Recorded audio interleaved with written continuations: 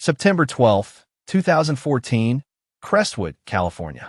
The kind of morning that felt ordinary enough to be forgotten until it wasn't. At 7:45 a.m., a frantic call pierced through the local police dispatcher's line.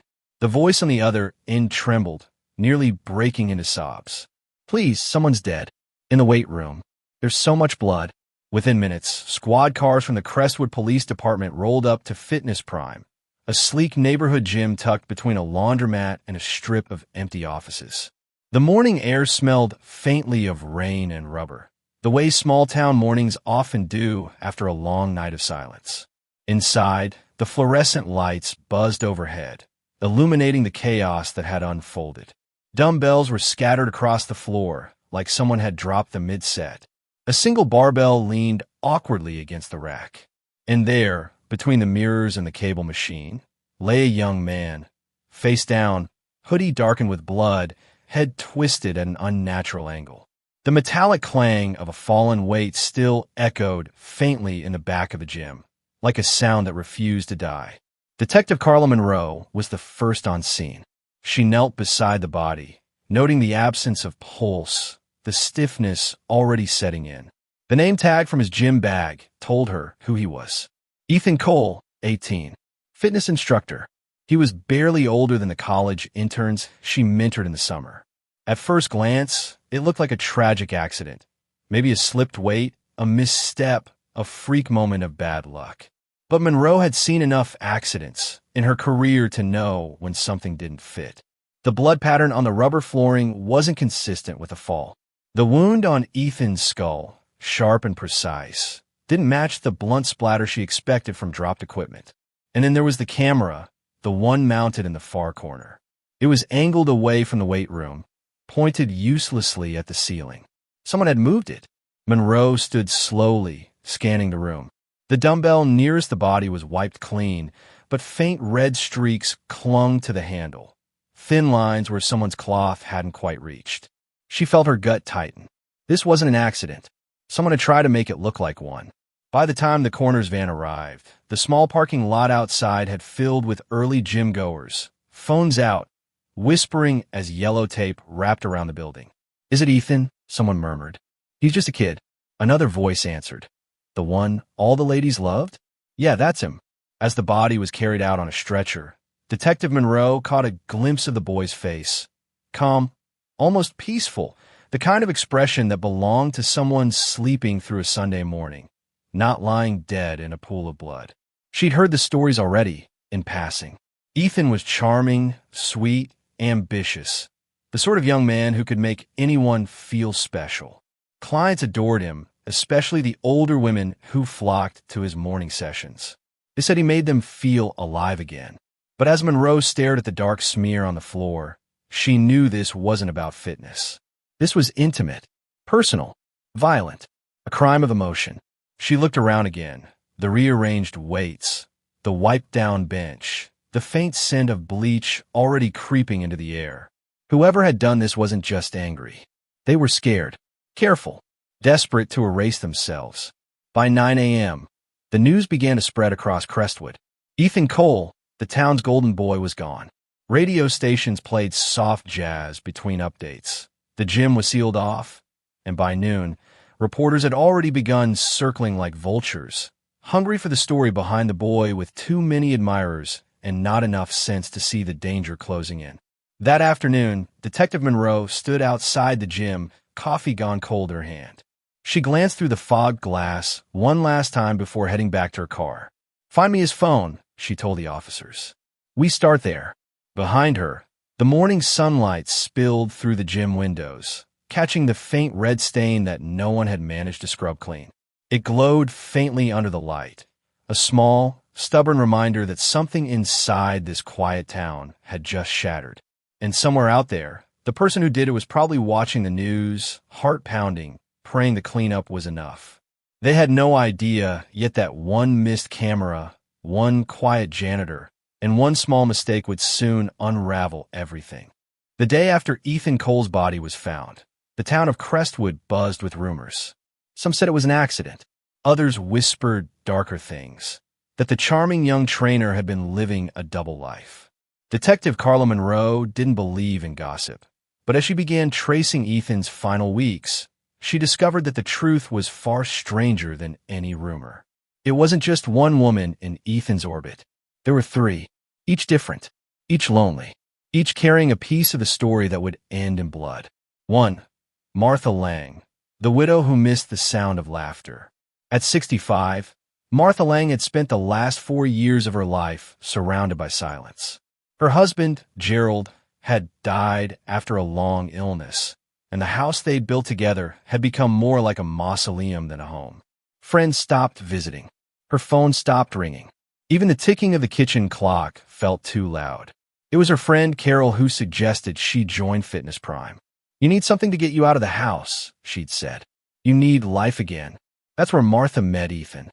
He was young, impossibly kind, and full of the kind of energy she hadn't felt in decades.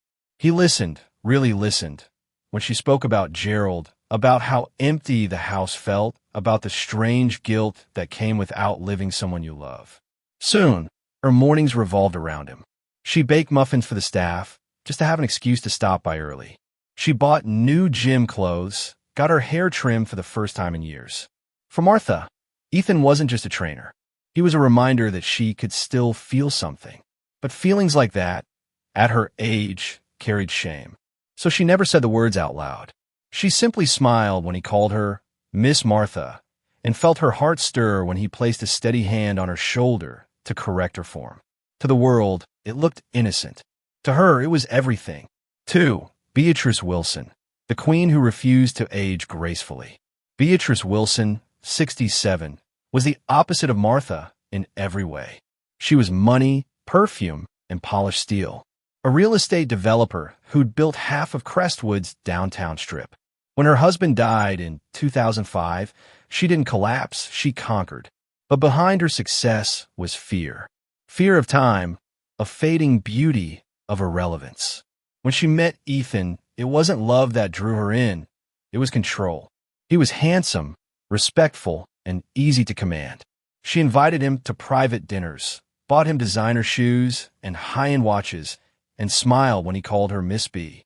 People noticed the way she looked at him. Some whispered. Beatrice didn't care. For once, she felt powerful again, admired, desired. But power built on insecurity always cracks. The more Ethan smiled at others, the more she needed to remind him where he belonged. Her gifts became bribes.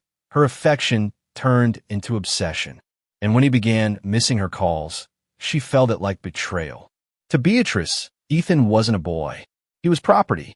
And if she couldn't keep him, she'd make sure no one else could. 3. Diana Rhodes, the woman who just wanted to be seen again. Diana Rhodes, 62, was still learning how to live after divorce.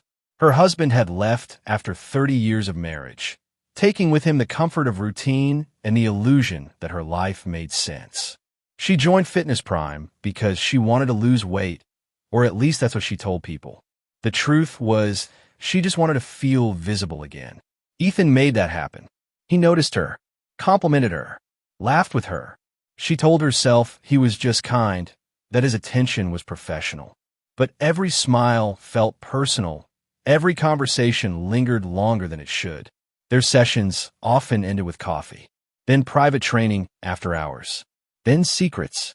Diana convinced herself it was love, a quiet, healing kind of love. But by August 2014, she sensed something slipping. His text slowed. His eyes wandered. His words, once soft, turned distracted. She thought it was her fault, that maybe she'd become too emotional, too needy. What she didn't know was that Ethan was juggling more than her insecurities. He was balancing 3 lives at once, all built on the same lie, that each woman was the only one. The illusion of control. To outsiders, Ethan Cole was a young man with potential, good looks, charm, and a bright future. But to the women he entangled, he was something different.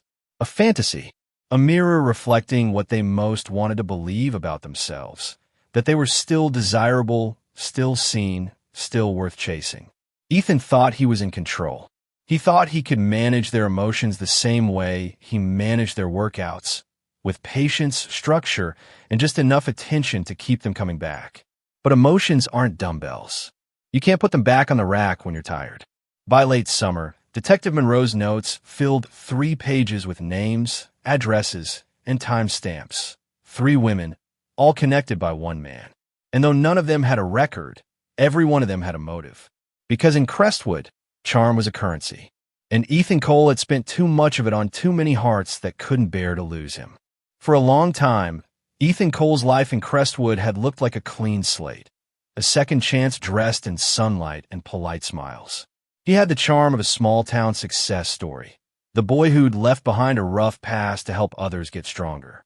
But behind the motivational quotes and the gym playlists, Ethan carried something darker, a truth he thought he'd buried for good. Because before the polished smile and the title trainer, Ethan had another life. And someone from that life was about to remind him it wasn't over. Los Angeles, 3 years earlier. Back then, Ethan wasn't a coach. He was a hustler, a teenager with a quick grin and faster hands, running errands for a man named Derek Cole. No relation, just coincidence of last names, but the irony wasn't lost on either of them. Derek was the kind of man who never raised his voice, but made everyone else lower theirs. He ran a low-level drug ring out of a chain of boxing gyms. And Ethan, desperate for cash after running away from home, became one of his runners, delivering supplements, moving packages, no questions asked. But things went south one night when a deal turned into a police raid. Ethan escaped through a back alley while Derek and 2 others were arrested. And from that night on, Ethan made himself a promise, never again. He moved to Crestwood, shaved the edges off his accent, and built a new identity from protein shakes and good intentions. For 3 years, it worked. Until August 2014. It started with a look. Ethan noticed a man standing by the front entrance of Fitness Prime. Tall, stocky, dark jacket despite the summer heat. He wasn't working out, wasn't signing in, wasn't talking to anyone. Just watching. Ethan tried to ignore it. He spotted the man again the next day, and the day after that. Finally, the stranger stepped forward as Ethan was closing up one evening. He didn't say a word, just handed him a folded note, then walked out into the parking lot and vanished. The paper was creased and smudged, written in Derek's unmistakable block letters. Meet. Warehouse 8. 9 p.m. Ethan froze. It felt like a ghost had crawled back out of the past. That night, he drove to the address on the note, an abandoned warehouse on the industrial edge of Crestwood, a place no one had used in years. Inside, the air smelled of dust and oil. And there he was, Derek Cole, older, harder, and free. Didn't think I'd find you hiding out with the soccer moms, Derek said, lighting a cigarette. Ethan stammered, said he was out of that life. But Derek only smiled, the kind of smile that meant you didn't have a choice.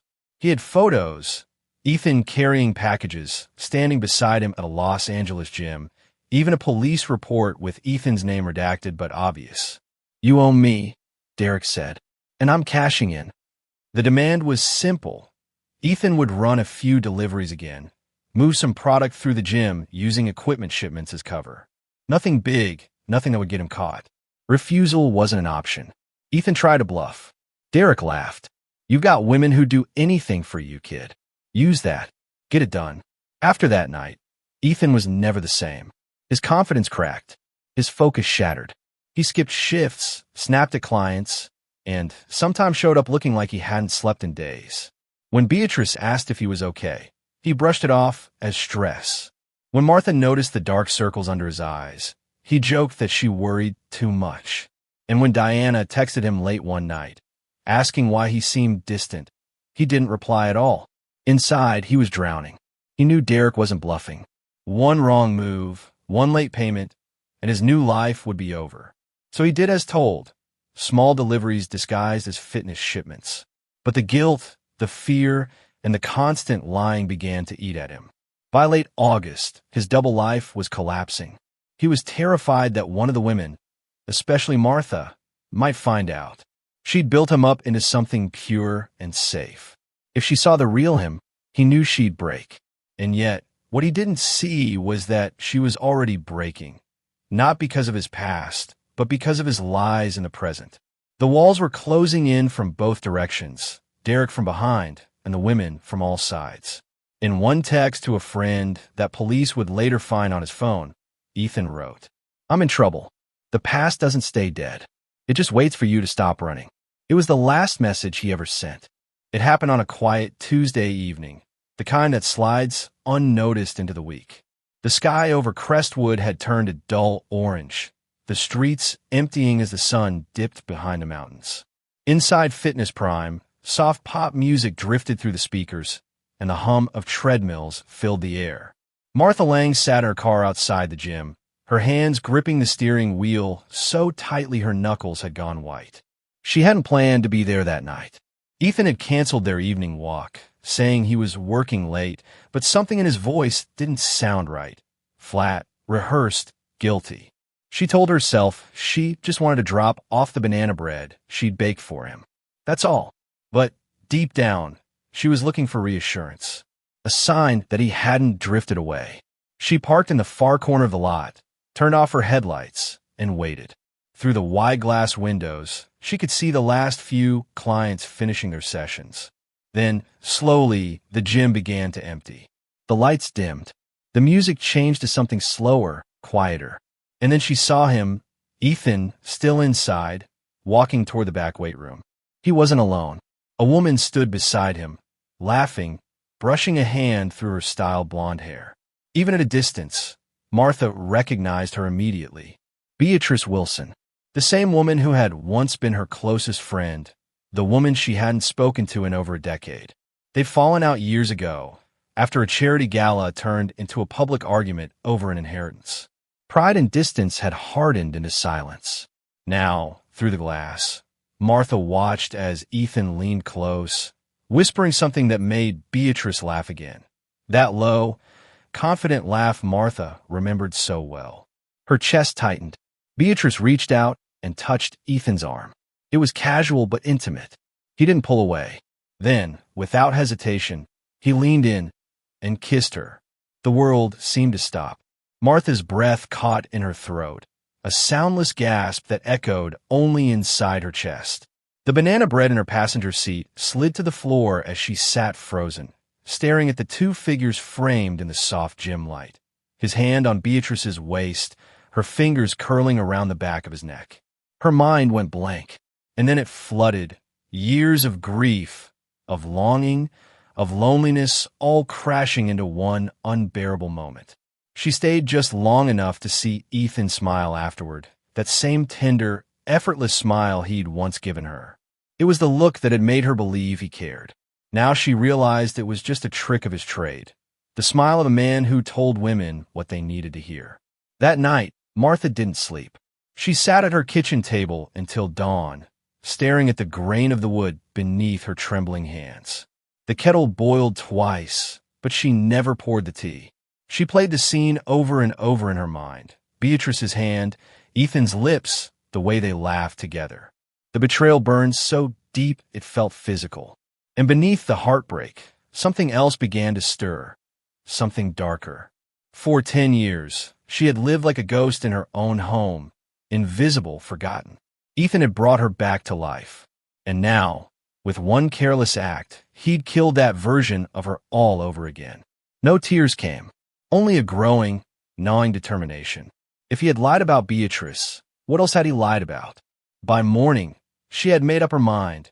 She would find out everything. Meanwhile, across town, Beatrice woke up in silk sheets, smiling to herself. She didn't see the encounter as scandalous, only inevitable. Ethan was drawn to her confidence, her control. It made sense. She thought Martha was a harmless memory, someone who'd long ago faded into her past. She had no idea that Martha had seen everything. The next few days unfolded like slow poison. Ethan, unaware that he'd been caught, continued juggling the 3 women in his life. But his messages grew shorter, his patience thinner. He was stretched too far between Martha's affection, Beatrice's demands, and Diana's quiet devotion. And somewhere in that chaos, he began to slip. Martha started following him, discreetly, obsessively. She waited outside the gym, tracked his car, scrolled through social media for any photo, any tag, any hint of another woman. The heartbreak had turned to obsession. The obsession to rage. Every unanswered text, every sorry, I'm busy, fed the fire growing inside her. By the end of August, her grief had transformed into a quiet, deliberate anger. She started keeping notes in a little leather-bound journal, dates, times, names. At the top of one page, she wrote 4 words in tight cursive. He played us all. That line would later appear in the evidence log, recovered from her house after the murder. But for now, no one in Crestwood knew that the town's most respected widow was unraveling behind drawn curtains, her hands shaking, her heart splintered, and her mind replaying that single kiss that had rewritten everything she thought she knew about love. September 12th, 2014. The night air over Crestwood was heavy with humidity, the kind that made even silence feel damp. Inside Fitness Prime, only one set of lights glowed, faint and clinical, washing over rows of gleaming machines and mirrors. Ethan Cole was closing up for the night, earbuds in, music low. He didn't see the shadow moving across the parking lot. He didn't know that somewhere behind the tinted glass, Martha Lang was watching him for what would be the last time. She'd told herself all day that she only wanted to talk, to get answers, to make him see how much he'd hurt her. But beneath the layers of sadness, another emotion had taken root, one she didn't recognize at first: rage. She parked her car around the back, leaving the engine running just long enough to steady her breathing. Her heart thudded against her ribs like something trapped. Then she killed the lights, stepped out, and pushed through the unlocked side door. Inside, the gym smelled of iron, sweat, and disinfectant, the sterile scent of control. Martha's heels clicked softly on the polished floor as she moved closer to the weight room, guided by the rhythmic thud of music leaking from Ethan's headphones. He was standing by the bench press, hoodie sleeves rolled up, muscles glinting under the light. For a brief second, she hesitated. He looked so young, a boy playing at being a man. But then he turned, surprised to see her. "Martha? What are you doing here this late?" His voice, warm, casual, the same tone he used with all of them, sliced through her restraint. "I needed to talk," she said quietly. He nodded, pulling out one earbud. "Sure. About what?" Martha stepped closer. "About Beatrice." The question hung in the air like smoke. Ethan froze, his easy smile faltering just enough to confirm everything. "You saw us," he said flatly. "I saw enough," she snapped. "After everything I did for you, after everything you said." Ethan sighed, running a hand through his hair. "Martha, don't do this. You're making it something it's not. Something it's not." Her voice trembled. "You told me I mattered to you." He gave a small, weary chuckle, the kind that wounded more than words. "You're sweet, Martha, but you read too much into things. I never promised you anything." The room tilted. Her ears rang. It was as if the ground beneath her cracked open, and all the humiliation, the sleepless nights, the memories of his smile, every bit of it, spilled into fury. "You used me," she whispered. "You used all of us." Ethan shrugged, stepping back. "I didn't force anyone to do anything. You all got what you wanted. The words stopped when Martha moved toward him, tears cutting down her face. "You think this is a game?" Ethan exhaled, already impatient. "I think you should go home. This is embarrassing." And that final word, embarrassing, was what broke her.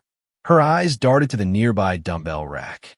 One of the weights, 20 kilograms of cold steel, sat loose at the edge. Her hand reached for it before her mind could catch up. "Don't," Ethan said, his tone firm now. "Put that down." But it was too late. Her arm trembled as she lifted it, the weight surprisingly heavy, her vision narrowing until there was nothing but his face. That same smirk, that same careless ease that had drawn her in and destroyed her all at once. The dumbbell came down with a metallic crack. Once, twice, then silence. The sound of it hitting his skull echoed off the walls, loud enough to make her flinch. Ethan collapsed instantly, his body folding beneath him like a marionette with cut strings. The music from his earbuds still played faintly, a pop song about love and loss, absurdly out of place. Martha stood over him, frozen, chest heaving, hands shaking. The dumbbell slipped from her fingers and clanged onto the floor beside his motionless body. She stared at what she had done, at the blood pooling, at the stillness, at the horrifying calm that followed the storm inside her. Her breath came out as a broken sob. "Oh God, Ethan!" Then a sound, the door creaking open. Martha turned sharply. Standing there, eyes wide in terror, was Diana Rhodes. She had come for her late-night session, expecting to see Ethan alone, not a murder scene. For a long moment, neither woman spoke. Diana's gaze flicked from Martha's trembling hands to Ethan's lifeless body on the floor. Then, with a strangled cry, Diana bolted, running down the hallway and out into the night. The door slammed shut behind her, and Martha was alone again, truly alone, with the weight of the world at her feet. She didn't remember picking up her phone or dialing Beatrice's number, but within minutes, she heard that familiar voice on the other end. "Beatrice," Martha whispered, still shaking. I did something terrible. Please, you have to come." Outside, the streetlights flickered against the fog. Inside, under the harsh gym light, the air stood still, and the dumbbell that had once symbolized strength now lay beside a young man's body, a monument to heartbreak, obsession, and a moment that could never be undone. The clock on the wall read 9:07 p.m. The gym was silent now, the only sound the hum of fluorescent lights and the faint drip of blood pooling beside Ethan Cole's lifeless body. Martha Lang stood over him, her mind blank and roaring at the same time. The weight was still there, not the dumbbell, but the real weight, pressing down our chest until breathing felt impossible. She didn't mean for it to happen. She told herself that over and over. But the blood on her hands didn't care about her reasons. Her phone was already in her palm before she even realized it. Her fingers moved on instinct, tapping a number she'd sworn she'd never call again.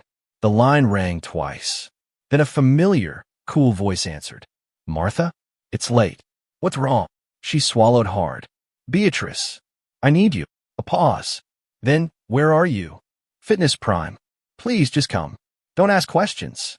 20 minutes later, a black Mercedes pulled into the back lot. The passenger door opened, and Beatrice Wilson stepped out, heels clicking against the concrete, perfume cutting through the sour smell of sweat and fear. When she entered the gym, her eyes landed on Ethan's body. For a second, she froze, a hand rising to her mouth. "Oh my God!" Martha was on the floor by then, knees pulled to her chest, mumbling something between apology and prayer. He said I was nothing," she whispered. "He said we were all a joke." Beatrice's first instinct was to leave, to turn around, drive away, pretend this never happened. But something inside her shifted, the part of her that had always loved control, always believed she could fix anything. She straightened her posture. "Stop crying," she said sharply. "We can still handle this." Martha blinked up at her. "Handle what?" Beatrice knelt beside the body, examining the wound with clinical detachment. "The police can't find you here. You'll spend the rest of your life in prison. We clean up. We make it look like an accident. But the cameras..." Beatrice glanced up. "They're angled wrong. Lucky for you, whoever did that saved your life." Of course, she didn't know Ethan himself had turned them days earlier to hide his own side business. What followed was a blur of adrenaline and calculation. Beatrice pulled off her blazer, tied her hair back, and took charge like she was running one of her boardrooms again. "Wipe down everything he touched," she ordered. "Every weight, every handle, every door." Martha obeyed mechanically, tears streaking her face as she moved through the room with paper towels and bleach spray. Beatrice opened Ethan's gym bag, tossing out his phone, wallet, and earbuds into the trash bin behind the desk. "They'll think it was an accident during closing," she said, her voice tight but steady. "He dropped the weight. No one saw you here." Martha's voice cracked. "Diana saw. She was here." Beatrice turned sharply. "Who?" "The other woman. The one he with." Beatrice's expression darkened. "Diana Rhodes?" Martha nodded, trembling. She ran when she saw. A cold, deliberate silence followed. Then Beatrice said, "Then we'll make sure the evidence points to her." Beatrice found Diana's half-empty water bottle on the counter and carefully pressed its damp rim against the dumbbell handle. Her prints, not yours. Martha's breath hitched. Beatrice, no. I can't. You can, and you will. Beatrice cut in. You think she'll protect you? She'll go to the police the second she catches her breath. This is the only way either of us survive. She spoke with the calm authority of someone who'd made ruthless decisions before, though none had ever involved a body on the floor. By 10:15 p.m., the gym smelled of bleach and desperation. The mirrors gleamed, the floor wiped spotless, the weights realigned like soldiers at attention. But no matter how much they cleaned, they couldn't erase the metallic tang in the air, or the smear of blood still trapped beneath the bench leg. Let's go, Beatrice said. Now. Martha hesitated, glancing back at Ethan one last time. The boy who'd made her feel alive, now lifeless because of her. She whispered his name under her breath, but it sounded hollow. They slipped out the back door into the cool night, Beatrice locking it behind them. The two women stood for a moment beneath the buzzing streetlight, one shaking, the other composed, both permanently changed. Across the street, unseen behind a dumpster, someone else had been watching. Jose Martinez, the janitor who worked the late shift, had come in early to retrieve his forgotten mop bucket.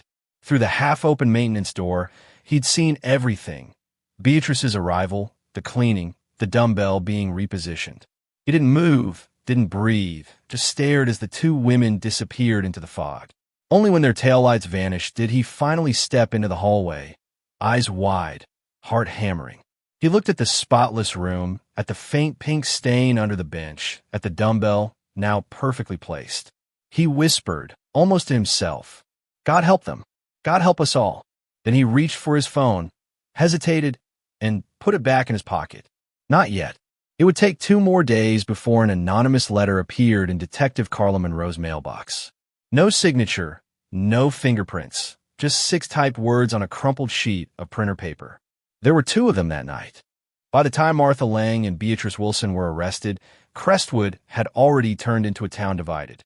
Half believed the 2 women were monsters who'd plotted a young man's death. The other half, especially the older residents, whispered that Ethan Cole had brought it on himself. Either way, everyone agreed on one thing. This trial was going to drag every secret in Crestwood into the light. The arrests. It began 3 weeks after Ethan's death.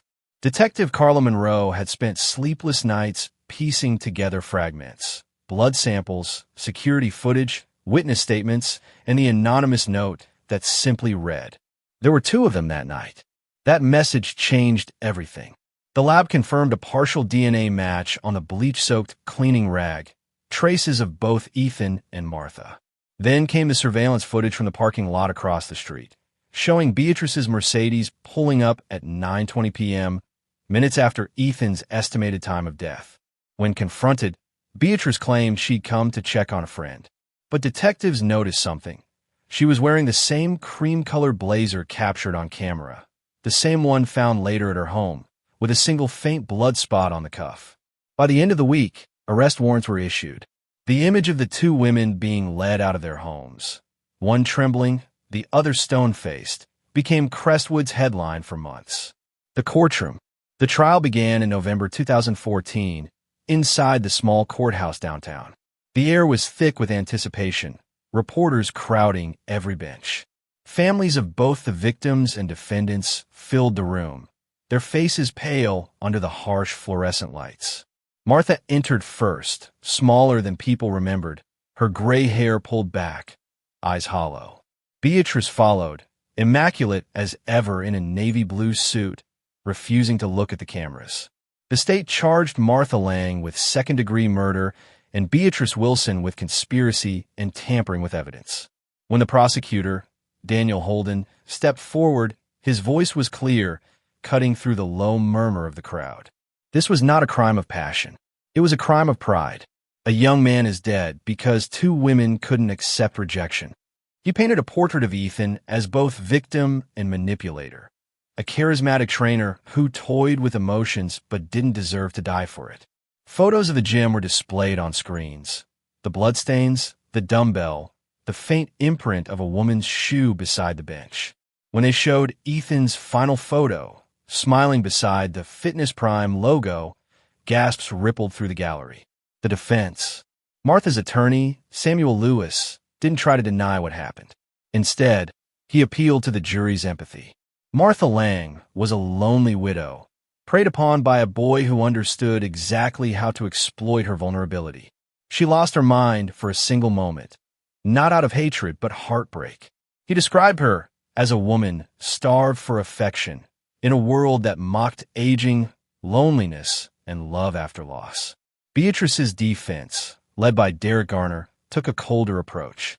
He argued that Beatrice had merely panicked when she arrived, acting irrationally to protect a friend.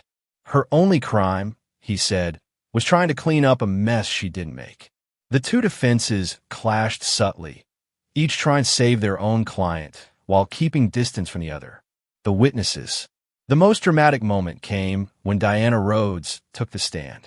Her hands trembled as she recounted walking into the gym that night, the sight of Ethan's body, the blood, and Martha standing over him. She looked right at me, Diana said through tears. Her hands were shaking. There was blood on her cheek. I wanted to scream, but I couldn't. I just ran. Then came Jose Martinez, the janitor whose anonymous letter had cracked the case open. He spoke softly, avoiding eye contact with the defendants. I saw two women that night, he said. They were cleaning, moving things. They thought no one was there. His voice broke slightly when the prosecutor showed him the photo of the dumbbell. That's the one, he whispered. The verdict. After 6 weeks of testimony, the jury deliberated for 12 hours. On March 4, 2015, the courtroom filled to bursting as the foreperson rose to read the verdicts. We find the defendant, Martha Lang, guilty of second-degree murder. We find the defendant, Beatrice Wilson, guilty of conspiracy and evidence tampering. Martha closed her eyes, whispering something inaudible, a prayer perhaps. Beatrice remained still, her jaw tightening, the only betrayal of emotion the flicker of rage that crossed her face when her sentence was read. The judge delivered it plainly. 25 years in state prison for Martha Lang, with no parole for the first 15. 10 years for Beatrice Wilson, reduced from the original 15 due to post-crime cooperation. Outside, as the women were led into separate vans, protesters shouted, some condemning, others crying. Handmade signs read, "Justice for Ethan," and "Love turned lethal." After the gavel fell, that night, Crestwood fell silent. The gym was closed permanently, its windows boarded up. Flowers piled at the door until they wilted under the sun. Detective Monroe stood outside as the vans disappeared down the road, the hum of their engines fading into nothing. She thought about the case, about the choices, the loneliness, the secrets people kept hidden beneath smiles. And as she turned to leave, she murmured quietly, "No one really wins in love like this." The verdict didn't end the story. In Crestwood, stories like this never really end. They just fade into the background, whispered about at grocery stores, revived every few years when someone new moves into town and asks, "Whatever happened to that gym murder?" 4 months after the trial, the once bustling Fitness Prime stood locked behind chains and plywood, a silent monument to obsession and ruin. Its glass doors, once spotless, were now covered in fingerprints and dust. A paper sign still hung crookedly in the window, closed for renovation. But everyone knew the truth. No renovation could fix what had been broken there. Martha Lang, prisoner of memory. At the Central Valley Correctional Facility, Martha Lang woke every morning at 5:30 a.m. to the clang of metal doors. She'd long stopped crying. The tears had dried up months ago, replaced by a dull ache that no longer had a name. Her fellow inmates called her Miss Martha, the same way Ethan once had. She taught them how to knit, how to bake with limited rations, how to survive the silence. When the prison psychologist asked if she regretted what she'd done, she hesitated before answering. "I regret believing I was special," she finally said. It wasn't a confession of guilt. It was an admission of illusion. In her cell, she kept a small notebook. Every night, she wrote to Ethan, even though she knew no one would ever read it. You said I made you feel seen. Maybe that was true, but you made me feel alive. That's what I killed you for. Not revenge, not hate, but for making me believe in something that wasn't real. Her letters were never sent. They piled up in a small box under her bunk, marked only with the word forgiveness. Beatrice Wilson, the queen without a crown. Beatrice served her sentence in a minimum security women's prison 2 hours away. Even behind bars, she carried herself like a woman who expected the world to adjust to her. She managed to secure a clerical position in the prison office, spending her days behind a desk rather than in the yard. To outsiders, she appeared composed, unbroken. But inside, Beatrice was unraveling, slowly, silently. She spent her nights replaying the sound of Martha's voice on the phone that night. The tremor, the fear, the words, "I did something terrible." And though Beatrice had convinced herself she'd helped clean up a mess, in truth, she knew she'd only made it worse. Her need to control, to stay untouchable, had driven her to manipulate even in the face of death. The day her appeal for early release was denied, she didn't react. She just nodded once, her jaw tight, eyes glassy. A week later, she sent a short letter to Martha, written in her famously elegant cursive. "I told myself I was saving you, but I was really saving me. I hope someday you forgive me, though I can't forgive myself." The letter was returned unopened. Diana Rhodes, the woman who ran. Of all 3 women, Diana carried the longest sentence. Not in years, but in memory. Cleared of all charges, she still found herself exiled. Crestwood had no mercy for proximity to scandal. Her name became a punchline whispered in cafes. That's the woman who saw it happen. She sold her house quietly and moved 2 towns over. Neighbors said she rarely spoke, never dated, never went near another gym. In one rare interview for a local paper years later, she said softly, "I thought love at that age was safe. We were too old for heartbreak, too tired for games. But it turns out love doesn't get safer, just slower before it kills you." Her eyes filled when she said it, but she didn't cry. She'd run out of tears, too. Detective Carla Monroe, the one who stayed. Detective Monroe was promoted the following year, but the case haunted her long after the headlines faded. It wasn't just the brutality that lingered.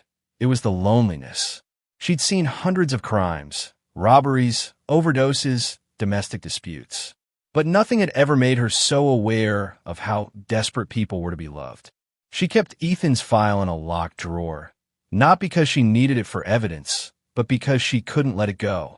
On quiet nights, she'd reread the transcript of Ethan's final text message to his friend, found during the investigation. "I'm in trouble. The past doesn't stay dead. It just waits for you to stop running." Monroe often wondered if he was talking about Derek Cole, the man from his criminal past, or about the women who loved him too much. Maybe both.